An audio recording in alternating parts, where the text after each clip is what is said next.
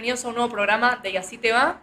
Hoy tenemos una dinámica un poco distinta, la hemos hecho hace bastante tiempo y la traemos de nuevo, que es un debate. Por un lado tenemos a Lorena Ávila, docente del área de Economía, y por este lado a Pablo Richo, docente del área de Comunicación.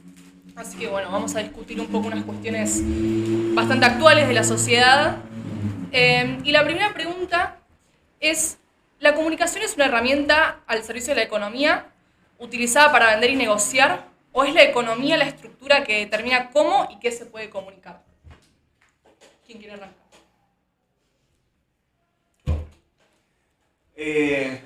Creo que hay algo, evidentemente, de estructura, como vos planteás, desde el punto de vista económico, los medios de comunicación. ¿Sí? Ninguna noticia, ninguna información es espontánea, y claramente se maneja mucho a través de intereses económicos a la hora de transmitir un mensaje. Creo que es algo que el mercado impone hoy a través de estas dinámicas, que son medio difíciles de manejar, teniendo en cuenta en donde nosotros tenemos una empresa multinacional gigante como Disney, en donde, bueno, es difícil, claramente, que teniendo un tipo de monopolio, no sé, a nivel mundial, sea complicado que el día de mañana esa misma empresa no controle parte de lo que son las informaciones en los medios de comunicación. Desde los contenidos, desde series, desde dibujos, desde películas, desde proyecciones, etc. Me parece que la parte económica claramente influye en eso. Después podemos discutir si está bien o está mal, pero hay una influencia drástica claramente. Bueno, coincido con Pablo, pero también pienso que la comunicación influye mucho en lo que es la economía. ¿Sí? Es una parte que influye. De hecho, al hablar de, él estaba mencionando grandes empresas, no es la misma llegada en publicidad o cómo comunica una gran empresa su producto a cómo lo puede comunicar una pyme, que está más limitada en su presupuesto para lo que es toda la publicidad. Entonces, es como que van de la mano, ¿no? Una depende de la otra, la comunicación depende del aspecto financiero también para manejarse. Y las grandes empresas, lógicamente, tienen más presupuesto destinado a la comunicación de lo que puede tener una pyme. Entonces, a la hora de ingresar a un mercado, posicionarse en un mercado con un producto, obviamente va a influir cómo comunicás, cómo llegás al consumidor con esa comunicación, con ese marketing. Hoy el marketing digital achicó un poco esta brecha, pero igualmente se sigue notando la diferencia entre el presupuesto de una gran empresa y una pequeña empresa. Yo creo que sigue existiendo esta diferencia en la comunicación y que sigue influyendo en la participación que cada producto, cada servicio tiene en el mercado. Y cada vez es más notable, no sé si coincidís, Pablo, que si bien se quiere intentar romper con los monopolios, cada vez el poder de la comunicación incluso influye en que esos monopolios cada vez se posicionen más en el mercado y termine perdiendo el pequeño productor o el pequeño emprendedor. Sí, en eso estoy de acuerdo. Creo que las brechas, en realidad, la idea siempre, o hace unos años, fue achicarlas, y en realidad fue todo contraproducente. Se agrandaron todavía más. Por eso, tal vez acá aparece el tema de la comunicación comunitaria o alternativa, ¿no? En estas diferencias que hay en lo que es depender de una estructura superpoderosa y económica, como lo que son los países centrales europeos y la parte justamente de Estados Unidos, a diferencia justamente de los países, por ejemplo, estas economías medias emergentes, Latinoamérica o países periféricos, que son los que salen más dañados de esto. Entonces, donde no tenés presupuesto, obviamente cuesta más mantener, sostener. Incluso estamos menos industrializados. Entonces siempre Latinoamérica, África, son países que somos ricos en recursos naturales, pero tenemos poca capacidad de transformar esos, lo que se llama commodities en economía, en productos terminados, o sea, agregarle valor agregado al producto que también es fuente de generación de empleo. De empleo, exactamente. Entonces, lo que nos tendríamos que replantear como países periféricos, como bien dijo Pablo, es hasta cuándo queremos ser los proveedores de commodities al mundo y hasta cuándo vamos a permitir no desarrollarnos industrialmente y poder hacer realmente la diferencia, porque la diferencia siempre la están haciendo los grandes países que están industrializados, que no utilizan sus recursos naturales, porque Estados Unidos tiene muchísimos recursos naturales, pero prefiere utilizar los recursos naturales de países como nosotros, periféricos, y que no tenemos ese desarrollo industrial que nos permita salir al mercado con productos terminados. Entonces, ¿qué pasa? Nunca le agregamos valor a lo que producimos naturalmente. Y esto también es una desventaja económica muy grande que no nos permite desarrollarnos como país. Por eso Latinoamérica siempre está dentro de un ciclo económico que empieza como a querer crecer y por alguna situación económica, y ahora hoy más que está tan globalizado todo el tema económico, en comunicación también entiendo, sí. Terminamos siempre cayéndonos en un pozo de endeudamiento constante que no nos permite poder desarrollarnos o poder crecer genuinamente, porque crecer no es producir más materia prima. Un crecimiento genuino se daría cuando esa materia prima la podemos procesar y salir al mundo a vender el producto elaborado y que el mundo nos compre el producto elaborado. Pues ese producto elaborado va a tener mano de obra argentina en nuestro caso. ¿Sí? Bueno, ustedes mencionaron un poco esto del presupuesto, la gestión, la administración, y lo voy a linkear con la siguiente pregunta, que sería, ¿qué es más importante para determinar la dirección de un país? ¿Un buen plan económico del ministro o el discurso, la narrativa que el presidente comunica al público? Es decir, un plan gubernamental que se enfoque en la economía con ajustes, recortes de gastos públicos que perjudican el momento al trabajador, pero al final del día trae resultados, o un plan gubernamental más empático con la sociedad, apostando a la inversión en el capital humano, pero que los resultados no son instantáneos, sino que a largo plazo. Yo creo que hay acá una mezcla de todo un poco, ¿no? No para radicalizar de un lugar a otro. Me parece que, y esto creo que lo hemos hablado, y también lo hemos hablado con mis compañeros, incluyendo con Lorena también, para que un país salga adelante, y hay estudios demostrados y ejemplos a nivel mundial demostrados, la pata educativa es fundamental. Si uno tiene una formación en donde sus estudiantes, chicos, tienen un trayecto serio desde el punto de vista de la disciplina, las normas educativas, contenidos, saber trabajar solidariamente, cooperativamente, y hay un proyecto serio arraigado que va más allá de cualquier tipo de partido político y se sostiene eso a lo largo del tiempo, más allá de los cambios de gobierno que pueda llevar a ver, que son normales porque los gobiernos van rotando, creo que ese es el pilar de los países que hoy han logrado ser o empezar siendo países periféricos y terminar siendo potencias. Ejemplo, Singapur. Ejemplo, China. Entonces, esa es la clave de todo esto. En parte, obviamente hay un montón de otros factores. Creo que el Estado es un aparato fundamental en cualquier tipo de país. Estos países necesitan de un Estado eficiente. Ahora, por otro lado, debe ser eficiente y no tiene que estar corrompido, ¿no? Porque también nos pasó un poquitito esto. Entonces me parece que también ese es el Estado que tiene que pensar en la gente, darle los recursos y que esa gente justamente tenga esos beneficios para que el país pueda crecer y posteriormente generar trabajadores que inviertan, calificados, que inviertan en ese país y ese país pueda también solventar créditos, en este caso, a bajas tasas, para que la persona pueda invertir en eso y crecer. Creo que es un poco de todo, pero me parece que la parte educativa es fundamental.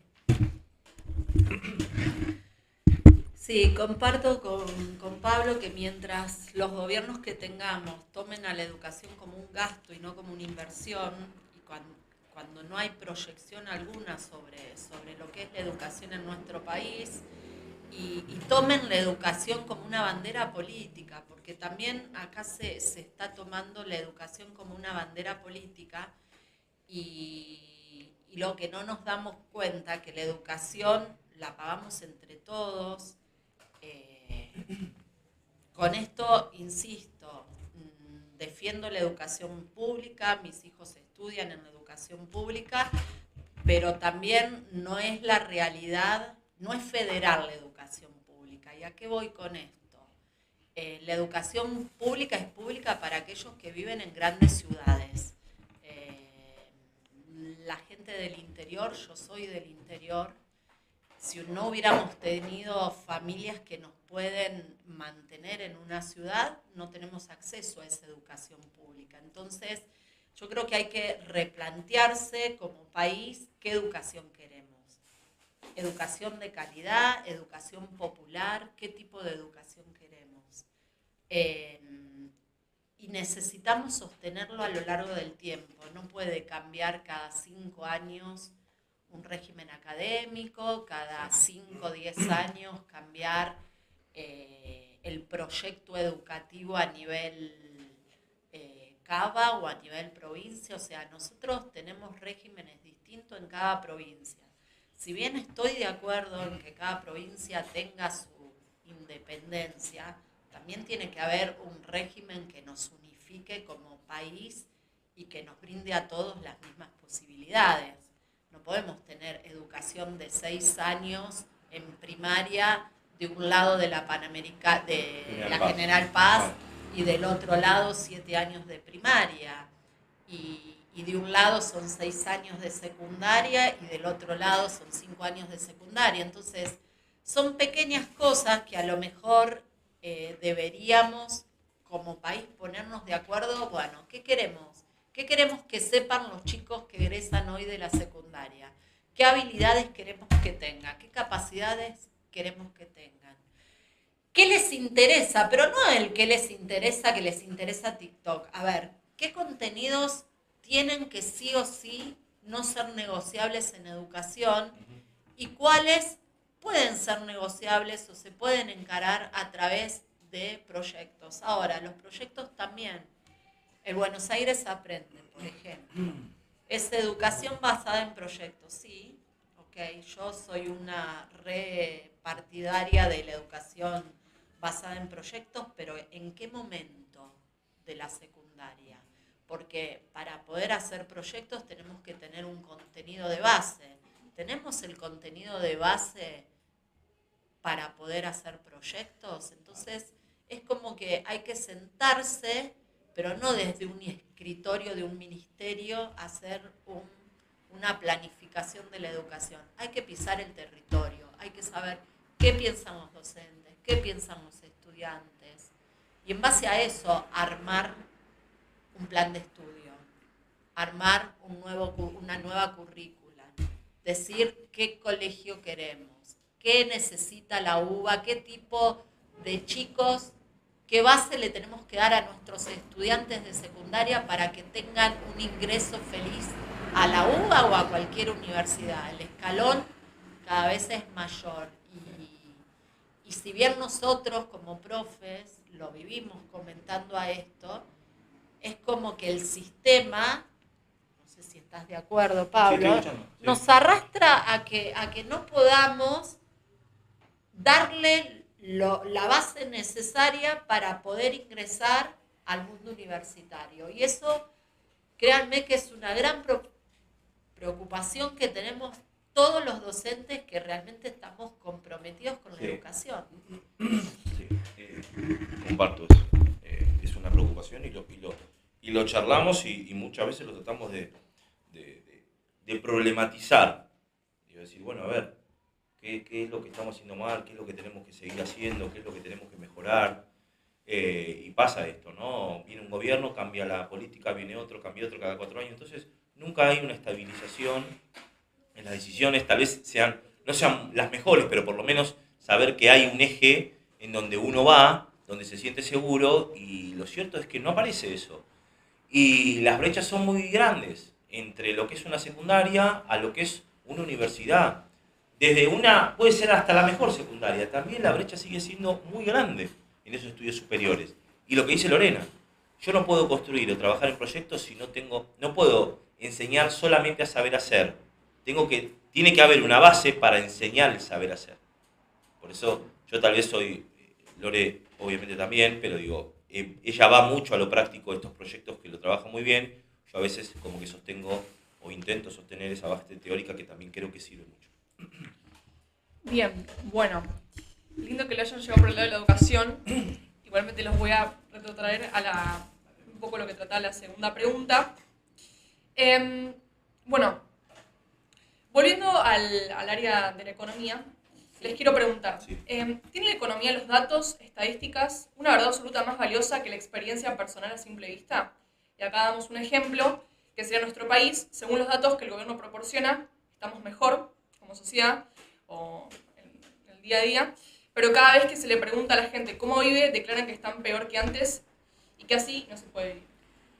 Una cosa son los datos macroeconómicos, que son los que está informando en este momento el gobierno, y otra cosa muy distinta es la microeconomía, que es lo que vivimos cada uno de nosotros y cómo impacta en nuestro bolsillo los problemas económicos a nivel nacional. Depende de la confianza que vos tengas en los datos que muestra el INDEC. Ahí está la clave. Los argentinos, ¿confiamos en los datos que brinda el INDEC? Pregunta. Porque si no confiamos, y bueno, entonces nunca vamos a saber si lo que indica el INDEC, que es el que mide si hay crecimiento, si aumentó el PBI, si hay desempleo, si la ocupación. O sea, si no creemos en esos datos, y bueno, entonces partamos de que no tenemos acceso a información, si no crees en la información que te brinda. Ahora, sí hay una realidad que no se puede cambiar la economía de un país en 2 años, ¿sí? Deberíamos esperar a ver si impacta realmente en la micro lo que están indicando que mejoró la situación del país. Es como, después el argentino tiene una particularidad que depende cómo le impacta en el bolsillo propio, es cómo siente la economía. Y yo no estoy segura que estemos tan bien, pero también sé que estamos un poquito mejor de lo que estábamos antes. El tema de la inflación disminuyó, pero vuelvo a lo mismo. Si no creamos empleos genuinos, y el empleo genuino, yo por lo menos, con mi tendencia económica, que es más clásica que keynesiana seguramente, yo creo que el empleo genuino es el empleo que viene por parte del sector privado. Entonces, si no generamos empleo en el sector privado, difícilmente podamos ver una repercusión en la micro, porque si el empleo lo generamos en el Estado, ¿qué pasa? ¿Quiénes pagan los sueldos del Estado? Lo paga el sector privado a través de sus impuestos, ¿de acuerdo? Entonces, si el Estado genera empleo, está bien, no tenemos desocupación, están empleados, pero ¿quién paga esos sueldos? El sector privado, que cada vez es más chico para solventar un Estado que se agranda. Entonces, lo primero que tendría que buscar un plan económico es el equilibrio fiscal, y a esto no me refiero que yo estoy de acuerdo con cómo lo buscó el presidente actual, no quiero meterme en un tema político, pero sí entiendo y defiendo que como en casa, si las cuentas no cierran, me endeudo. Si me endeudo, entro en una espiral de que no salgo más de la deuda. Entonces, si yo en casa necesito que mi ingreso no supere a mis egresos, a nivel país necesito lo mismo. Entonces, yo soy una partidaria de que el equilibrio fiscal es la base para que un país después pueda desarrollarse. Y ese equilibrio fiscal se va a dar solamente si crece el sector privado. Ahora, esa parte del equilibrio fiscal que dice Lorena, algunas cosas estoy de acuerdo, otras tal vez la podemos poner en debate, que digo, no sé de dónde salen, en este caso, ¿no?, en el gobierno, los números con respecto a el crecimiento, posible equilibrio fiscal. Si como dice esa, nosotros nos cuesta mucho creer en el INDEC, pero no por el INDEC, porque estamos llenos de noticias falsas que no solamente se encarga el sector privado de generarlas, sino también el sector público y el Estado. Entonces, yendo y compartiendo la lógica de la macro y la micro, ¿no? Bueno, también hay otra cosa como más difícil. Lorena decía algo muy interesante, que decía, yo estoy en mi casa y no puede claramente egresar más de lo que ingresa, si no, vivo endeudado. El país justamente lo que hace más de 2 años, es sistemáticamente pedir préstamos y endeudarse cada vez más. Entonces, ¿cómo puedo yo estabilizar una macro con tanta deuda habida y por haber? Bueno, pero... Pero espera, déjame, cierro un chiquitín.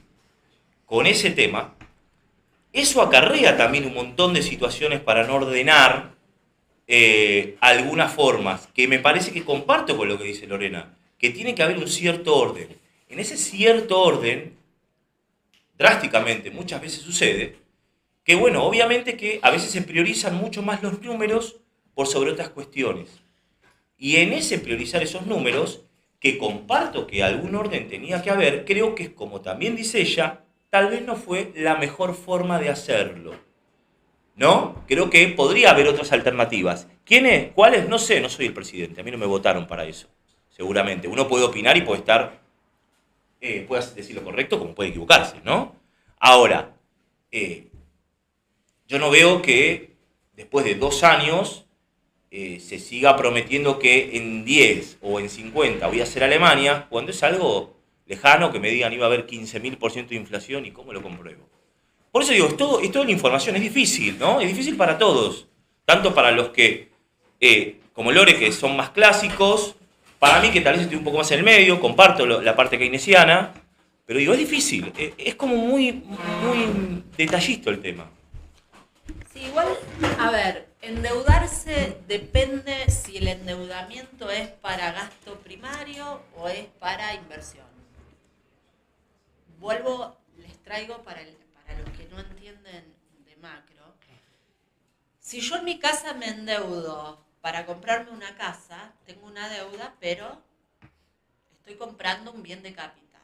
Ahora, si yo me endeudo para comprarme el pantaloncito, la zapatilla, qué sé yo, la planchita para el pelo, o sea, a bienes de consumo efímeros, es otro tipo de deuda. El problema de Argentina, que se endeuda permanentemente para gastos primarios, o sea, para estos gastos efímeros, que puede evitar. Entonces, para mí, lograr un equilibrio fiscal en gasto primario es fundamental. O sea, no se puede gastar más de lo que se ingresa para gastos superfluos. Nosotros tenemos que poder endeudarnos para generar empleo, para generar fuentes de empleo, para generar capital. Y ese capital, infraestructura, escuelas, carreteras, salud, industria, educación, créditos en salud, créditos para fábricas, para viviendas. Mientras nos sigamos endeudando para pagar sueldos, subsidios y gastos que lo único que hacen es atraer o no votos, y bueno, estamos en la situación de que estamos. Y con esto no me olvido, porque si no me van a decir que me olvido de la población vulnerable. Sí tiene que estar el Estado presente en aquellas personas que son vulnerables. Ahora bien, ¿el Estado debe estar presente infinitamente y permanentemente? ¿O el Estado tiene que ser un medio para que esa persona pueda en algún momento generar su propio sostén? Porque yo no puedo permanentemente darle un auxilio a una familia y hacerla dependiente de ese dinero que recibe del Estado. Yo le tengo que enseñar como Estado a pescar. ¿Saben la frase de darle la caña pero no darle el pescado? Porque el pescado, si yo doy siempre el pescado, necesito siempre de ese pescado. Ahora, si yo le enseño a pescar, en algún momento va a obtener su propio pescado y no va a necesitar más que el Estado le dé el pescado. Yo creo que pasa un poco por ahí. Empezar a poner dinero en educación para lograr que nuestra población, incluso la más vulnerable, aprenda a pescar. Bueno, ahí mencionabas, bueno, ¿querés agregar algo, Pablo? No, comparto lo que decía Bien. Lorena ahí. Bueno, hablabas un poco del gasto público y uno con esta pregunta que dice que, bueno, desde la mirada de Smith, los impuestos altos desincentivan la producción, mientras que Keynes creía que el gasto público impulsa el empleo. Entonces, según su opinión, ¿cuáles dos opciones piensan que es la que perjudica más a la sociedad?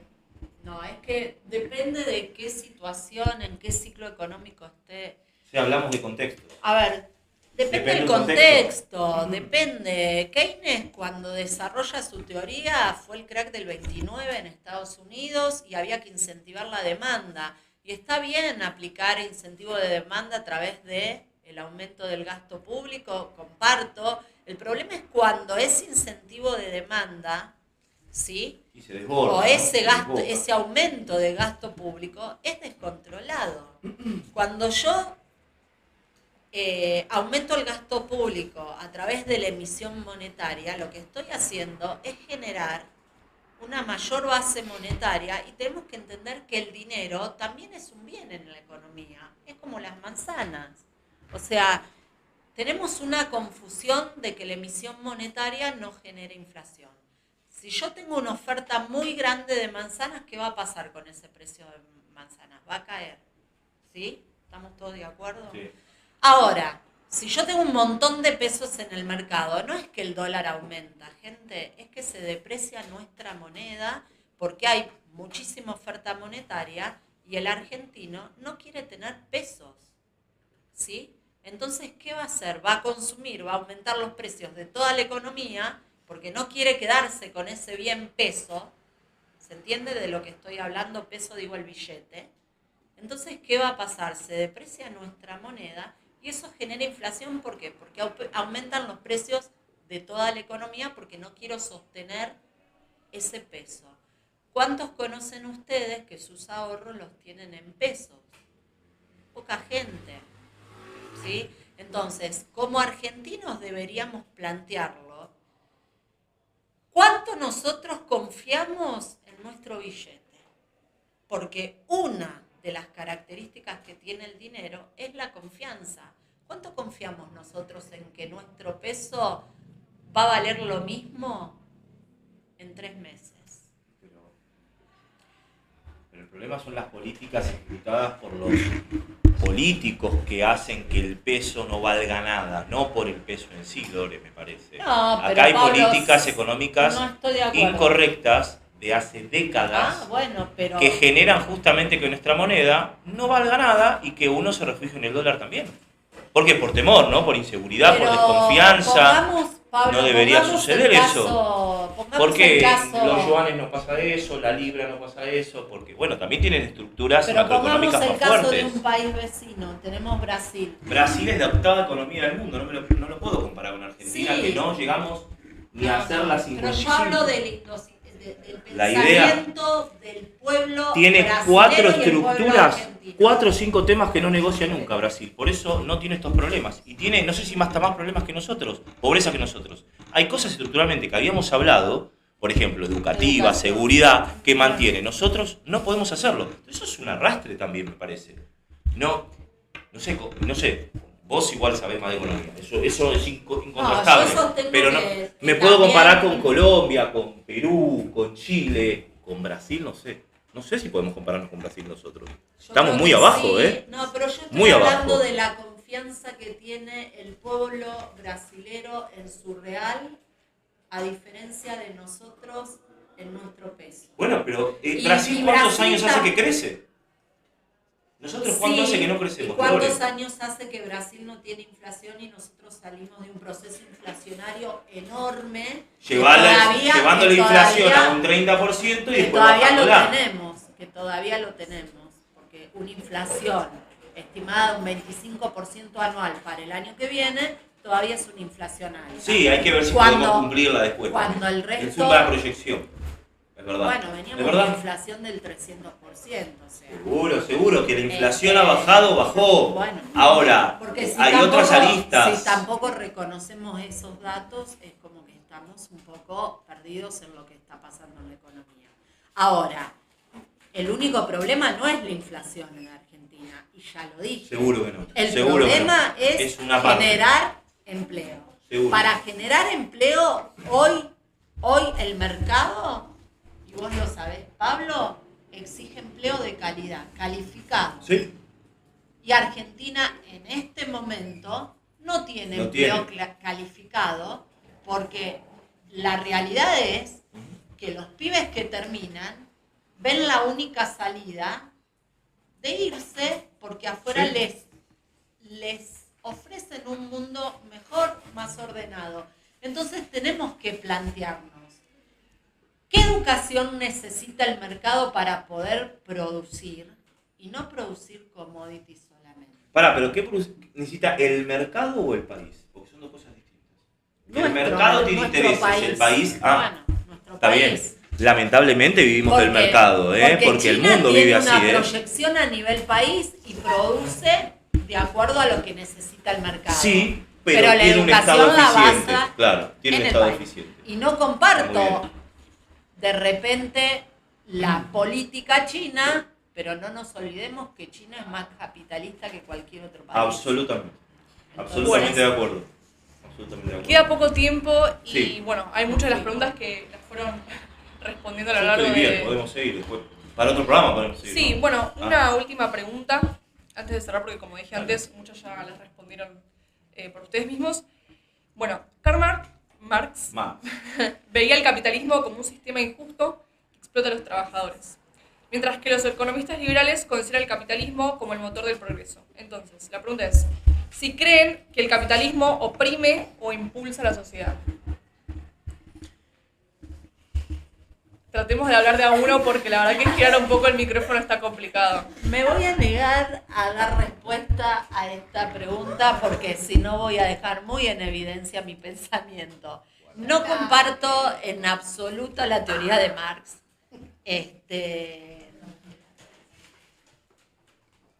A ver, Tranquila. no, pero quiero explicarlo de Sí. manera que... De la mejor manera, yo te entiendo. Claro, o sea, entiendo lo que dijo Marx en la época que habló Marx. Está demostrado que la teoría de Marx fracasó. Fracasó, chicos. El mundo es capitalista. No pudimos como humanos desarrollar un sistema que compita contra el capitalismo. No es la teoría de Marx la que va a lograr sacarnos del capitalismo, si es a eso por donde vamos. Pero no comparto la teoría marxista, perdón.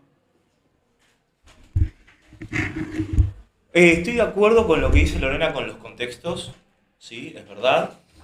Es más, lo hemos hablado, todo tiene su momento y su contexto no solamente la parte económica, la parte social, la parte política, todo, son tiempos, la parte sociológica. Sí, ciertamente, más allá de que hoy, no sé si la palabra ha triunfado el capitalismo, creo que no es un triunfo, creo que fue una imposición a través de una realidad que era, por lo menos en la práctica, lo que se supone mejor funcionó o que los demás países adoptaron como propio, en contraposición al comunismo.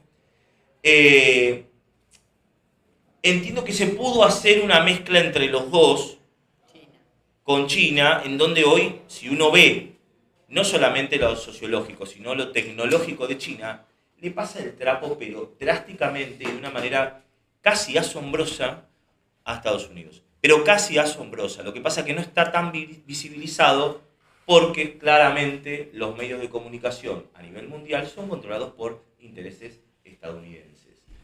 Por Occidente. ¿Qué? Por Occidente. Occidente, exactamente. Entonces, creo que sí, ciertamente, algo que decía Marx,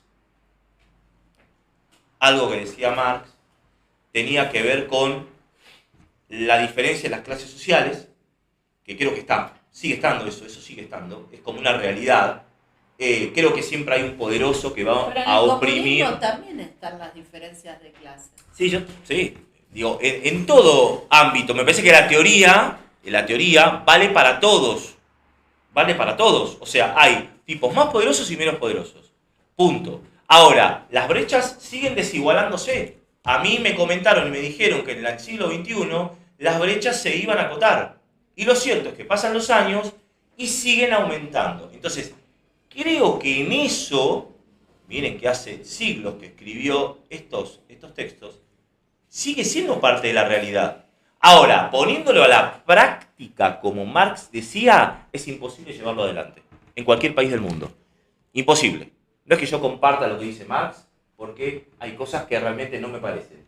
Sí veo que desde la teoría hay parte de la práctica que se ve. Digo, hay un tipo que tiene el control y los otros están abajo.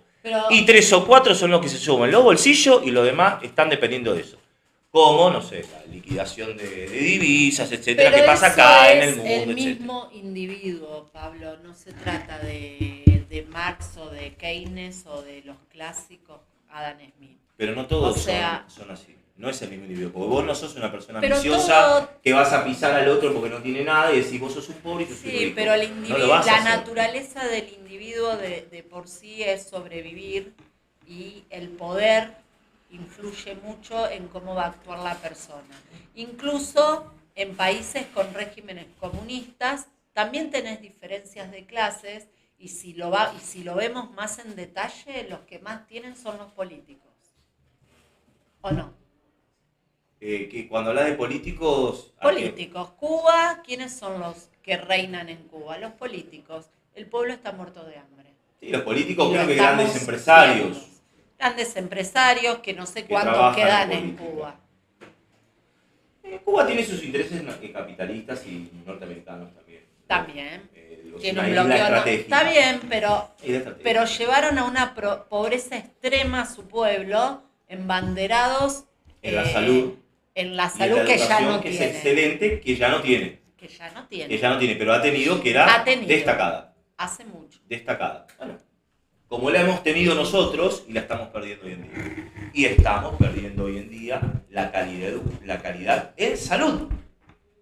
Ustedes vayan a atenderse a cualquier otro lugar y ya no los atiende un médico bueno, formado, con experiencia en...